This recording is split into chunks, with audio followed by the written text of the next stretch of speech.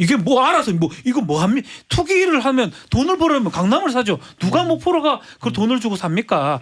상식에 부합하는 판결을 좀 해야 되는데 목포 거 가봐요. 돈 될 게 하나도 없는 데예요. 이제 이게 시사특공대.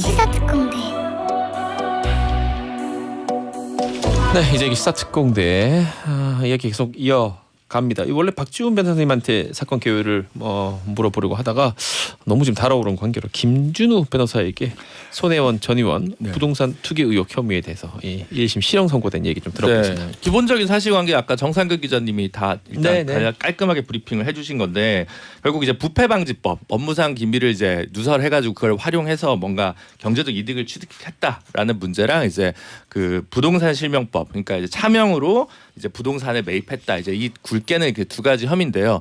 14억 정도 상당의 부동산을 이제 구매했다라는 건데 이제 재판부가 본 거는 2017년 12월 14일 국토부 자료 이후부터는 비밀성이 상실됐으니 그 이후는 부패방지법 위반이 아니고 그 전에 있었던 문제들이 이제 부패방지법 위반이다라고 본 거예요. 그러다 보니까 한 9억 몇천 정도의 부동산 구매에 대해서는 무죄로 본 겁니다. 그러니까 검찰이 기소한 거에 비해서 범위 양적으로 보면 무죄 부분이 더 많다고 볼 수가 있어요. 기간이 나눠지네요. 그래서 근데 이제 그 손혜원 전 의원 같은 경우는 전부 이제 그 무죄를 주장을 했기 때문에 이제 당연히 집행유예를 그러면 안 주죠. 근데 기소한 사실에 비해서 절반 이상이 무죄가 나온 겁니다. 말하자면 부패방지법을 놓고 보면 그러다 보니까 뭐 방어권 보장도 해줘야 되고 이러다 보니까 이제 집유는 안 줬지만 법정 구속을 면하게 하는 그런 판단을 이제 한 것이죠. 자, 박지훈 변호사님 이제 이해가 안 되는 거 이 부분이에요. 뜨겁다 머리가.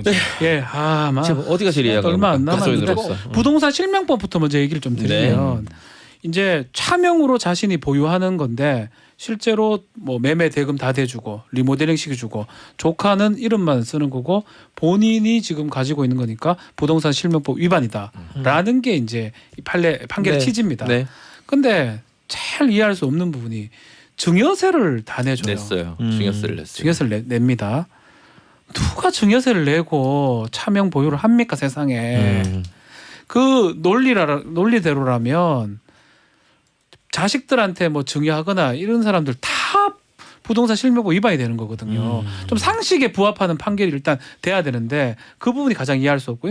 저도 동의합니다. 그 부분 좀 이야기 어렵습니다. 또 이제 크게 한 축이 이제 부패방지법인데 부패방지법도 마찬가지로 비밀성이 있냐 없냐가 가장 중요하거든요. 옛날 판례는 그랬어요. 옛날 대법원 판례 이런 거 보면 실질 비밀성보다는 형식적으로 비밀로 분류되어 있는 것, 보안 자료로 분류되어 있다면 이 대외로 좀 분류가 돼 있었거든요. 그거대로 판단하지만 지금 정보가 다 공개 많이 된 사회잖아요. 그렇다면 실질 비밀성 가치가 있냐 없냐에 따라서 판단해 줘야 되는데 지금 기계적으로 언제부터는 비밀이고 이제부터는 아니니까 이거는 유죄고 이거는 무죄고 무슨 뭐 로봇입니까? 이게 뭐 알아서 뭐 이거 뭐 합니까? 투기를 하면 돈을 벌으면 강남을 사죠. 누가 목포로가 그 돈을 주고 삽니까? 상식에 부합하는 판결을 좀 해야 되는데 목포 거 가봐요. 돈 될 게 하나도 없는 데예요. 판결문 자체도 나와요. 재생 사업에 뭐 하는 목적은 인정한다. 그렇지만 투기다. 뭔 소리입니까 이게? 그러니까 동그라미면서 내모일 수 없다는 지금 거죠. 그렇게 썼다. 그런 판결이 됐기 때문에 그런 부분이 조금 일반인들이 납득할 수 없는 그냥 정치적 성향이 좀 있는 판결이 아닌가 생각이 듭니다. 그러니까 판결문 보면 처음부터 이런 의도를 가지고 간 건 아니었지만 뭐 중간에 좀 뭔가 도외시해서 투자한 것 같다, 경제적 이득을 취했다라고 판결문에서는 쓰고 있어요. 그래서 저도 이 그 비밀성 부분과 관련해서는 2심에서 충분히 다퉈볼 만하다라는 좀 입장이긴 하고요. 근데 이제 증여세 실명법은 이제 재판부가 본 거는 뭐 권리증도 다 그쪽에 손혜원 전 의원이 갖고 있었고 조카는 뭐 군대에 있었고 이러니까 이건 전부 실질로 그런 거 아니냐 이렇게 본 건데 증여세를 이제 낸 부분도 저는 그래서 전 이 부분은 안 될 거라고 봤는데 근데 또 증여세 내고 하는 형식의 외관을 취하는 경우도 좀 있지 않아요? 저는 뭐 그런 얘기도 저는 잘 모르겠는데 들어본 것 같은데 근데 제가 볼 때는 이거는 전반적인 선의는 그 조카들을 위해 챙겨주려고 손 의원이 선의로 했던 건 분명한 것 같고요. 저는 그래서 이게 약간 징계 사유 정도 형사처벌될 건 아니지만 좀 부적절한 오비락이랄까 그런 정도의 뭐 또 부적절한 건 뭐 있습니까? 아니 그렇게 그럴 수 있죠. 근데 그래서 그 전에 탈당은 시켰잖아요. 그러니까 공적 감각에 봤을 때는 오해를 살 행위를 하면 안 된다라는 측면에서 문제가 되지만 이걸 가지고 형사처벌을 해서 부패방지법으로 해가지고 형사처벌까지 될 사안인지에 대해서는 전 애초부터 좀 물음표를 찍고 있긴 합니다. 그러니까 그 탈당하기 전에 더불어민주당에서 탈당시켰던 그 정도 당 내에서의 조치 정도가 합당해 보인다라는 의견. 자, 김태현 변호사에게. 재판부가 많이 봐줬는데. 뭐라고 해? 아니 왜냐면 왜냐면 재판부가 선처라느냐 엄벌하느냐는 뭐를 가지고 보면 양형을 가지고 보는 유무죄를 가지고 그건 볼 수는 없어요. 그럼 유무죄는 증거와 법리로 판단하는 거니까 봐줘서 무죄, 엄벌이가 유죄 이러지는 않거든요. 그러면 징역 1년이잖아요. 저 실형 나온 거, 유죄가 나온 거잖아요. 네, 유죄가 나왔어요. 유죄가 나왔어요. 그럼 양형률을 보시자고요.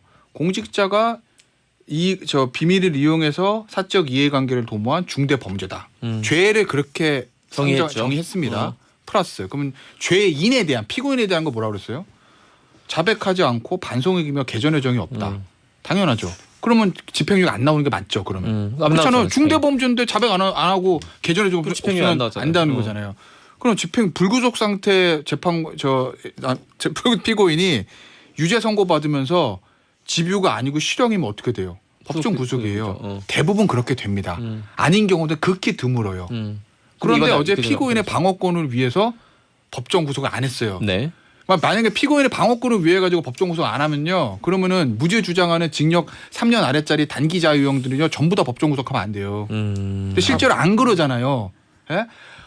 우리 변호사들이 마지막 양형이었을 때 뭐 이러이러하니까 집행유예 해주세요라고 하고 마지막 한 문장 뭐라도 없지만 설사 집유의 은전을 베풀어 주시기 어려우시면 법정 구속이라도 피하게 간절히 비나옵니다. 뭐 전화 난리 난다고요. 근데 보통 어떻게 됩니까? 예? 근데 대부분 집유 아니면 그냥 법부죠.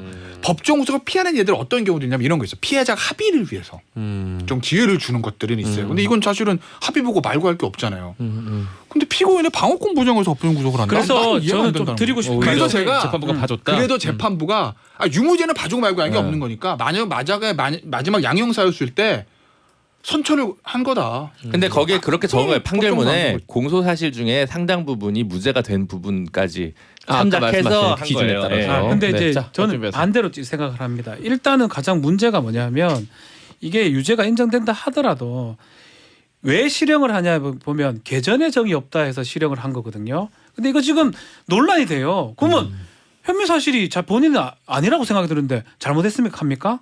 말이 그게 이제 논리적으로 아니, 근데 근데 딜레마긴 아니 한데 예전에 군판사 할 때 안 그러셨어요? 내가 봐도 다 유죄인데 다 유죄야. 얘는 끝까지 부인해. 그럼 당연히 양형의 첫 번째가 반송이 사실관계에 없고 다툼이 네. 있으면 그래 되지만 이거는 어느 정도 법리의 문제거든요. 네. 그거는 이제 재판관이 증거를 통해서 판단할 부분이고 사실관계의 다툼은 아니에요. 뭐가 있었나 없었냐. 왜냐하면 증언지 차명인지는 자신이 판단할 부분이거든요. 네. 그걸 갖고 개전의 정이 없다고 해가지고 실형을 했다는 게 첫 번째는 문제가 있다고 보고 설사 이게 유죄라 하더라도 이게 무슨 구속될 만한 건 아니거든요. 또 걱정되니까 지금 김태현 변호사가 얘기한 것처럼 봐준 거라고 저는 얘기를 하지만 방어권 보장이라는 얘기를 하면서 99%가 법정 구속 시켜버립니다. 또 혹시나 2심이나 3심 가서 뒤집어질 염려했으니까 또 슬쩍 풀어주는 거예요. 이거는. 그런 걸 봤을 때 자신의 재판에 대해서 확신이나 자신감이 없는 게 아닌가 이런 생각이 듭니다. 자, 지금 우리 댓글들 또 역시 또 수백 개가 막 밀려오고 아까 있습니다. 두분 한거 사실관계 반론 하나만 해야지. 네, 그래 하고 읽어봅시다. 자, 명의신탁 김태현 있잖아요. 얘기까지 듣고. 네. 네. 민사에서도 명의신탁 얘기 많이 나오죠. 민사재판에. 명의신탁할 때 보는 여러 가지 요소들 중에서 법원이 제일 중요한 게 뭐냐면 돈의 흐름이에요. 돈을 실질적으로 누가 부담했느냐. 두 번째가 그 이후에 관리를 누가 했느냐 이겁니다. 두 가지. 근데 이제 돈을 흐름은 지금 보면 다 손혜원이 다 됐어요. 네. 손혜원은 그거를 증여니까 내가 깔끔하게 증여세도 내가 다 대준 거야. 걔는 무슨 돈이냐 이 얘기거든요. 뭐 증여를 할 때는 증여세를 대주는 경우도 물론 그 증여세 대준 것 자체도 증여세 대상이긴 하지만 계속 들어가면 뭐 그럴 수 있다 칩니다. 두 번째 뭐냐면 관리 부분이거든요. 그러면 상식적으로 우리가 증여를 했다 내가 받았다. 근데 이제 리모델링 하는 것까지 손혜원이 다 해줬단 말이에요. 네. 등기권리증도 손혜원이 갖고 가지고 있었어요. 원래 증여를 하면 깔끔하게 넘기는 거예요. 내가 내 재산을 전부 다 그럴 일은 없지만 당신한테 준다고 가정합시다. 등기권리증 줘야 되는 거죠. 그래야 완벽하게 소유관계가 넘어간 네. 거거든요. 근데 돈의 흐름도 다 뭐든지 손혜원 의원, 전 의원, 관리도 등기권리까지 다 손혜원 전 의원. 그다음에 증여받은 사람은 군대 가 있었어. 그럼 법원 이걸 뭐라고 보죠? 그렇죠. 이건 실수요자는 자, 이거 일리 있어 그러니까 보이는데요. 볼 수밖에 없는 그걸 거고 또 하나는 설명하자. 비밀 가치성이 있는 것도 법원이 여러 가지 본 요소 중에 하나가 이 시민단체가 어디서 이제 정보공개 청구했을 거야. 이 도시재생자료 이거에 대해서. 네네네. 그걸 노했다는 거예요. 왜? 이건 나가면 안 돼. 그러니까 지금 아까 말씀하셨잖아요. 정보공개 웬만하면 다 해주거든요. 안 된다고 또 목포시청에서 그거는 그 자료를 관리하는 목포시청에서 이거를 비밀성이 있다고 판단한 거죠. 그 자체가 증거다. 그런 뭐. 것들이 여러 가지 증거 공청회 했던 거 다 있는데 네. 주민들 불러서 다 했는데 판사가 유죄를 주기 위해서 취사 선택한 증거입니다. 지금 봤을 때는 그런 얘기를 해야 되고 명의신탁 얘기를 계속 하고 있는데 일단은 판사나 일반인 기준 같아요. 손혜원 의원의 기준을 좀 봐야 돼요. 네. 왜냐하면 그 사람이 지금 피고인인 상황이니까. 그래서 손혜원 의원이 어제 어떤 방송에서 그 얘기를 했죠. 나를 조금 더 공부를 했다면 좀 더 알아봤다면 이런 판결이 안 나왔을 거다. 뭐 얘기를 나에 방송에 대해서. 하는 게 좀 부적절할 수도 있는데 자식이 없습니다. 네. 알려진 상황이고. 네, 뭐 너무 그런데 많이 나와 알려져 그러다 있는데. 보니까 조카들을 자식으로 생각을 하고요. 유학 비용 같은 걸 다 대기도 하고요. 다만 그 군에 있는 그 이제 받았던 자식은 그 조카죠. 그렇게 일처리하고 이런 것들이 좀 부족하다 보니까 그런 것들을 했는 겁니다. 마찬가지로 부모가 자식한테 하는 거랑 별반 다르지 않거든요. 그 모습만 보면 예, 그렇게 대입을 해보면 증여를 하려고 한 거고 뭐 여러 가지 지금 절차 과정에 봤을 때는 증여 단계라고 봐야 되는데 그거를 뚝 떼가지고 이거는 갖고 있었지 왜 조카한테 줄 리가 뭐 있노? 이렇게 본인들 기준으로 판단해서는 안 된다라는 거죠. 손혜원 의원의 어떤 삶의 특수성을 꼭 보고 판단해야 되죠. 지금 이것도 지금 청취자분들이 지금 뭐 수백 개의 문자를 올라오고 계신데 자 임수진님께서는 어제 판결에 좀 비판적인 의견입니다. 판결이 판사가 본인이 생각해도 좀 어이없으니까 슬쩍 선체라고 해주면서 모양새를 맞춘 게 아닌가요? 저랑 생각이 같네요. 맞습니다. 자, 읽어보겠습니다. 김승목 씨는 상당히 손혜원 의원에 대해서 비판적인 투기를 해가지고 성공하면 투기고 실패하면 선의가 들어있는 건가요? 라는 지적도 또 해주셨습니다. 강남에다 하죠. 왜 그걸 목포에다 합니까? 사람마다 판단이 다를 수 있으니까 세 번 이야기 여기까지 듣겠습니다. 고맙습니다. 네, 고맙습니다. 자 이제 기사 특공대 4부로 이어집니다. 잠시만요.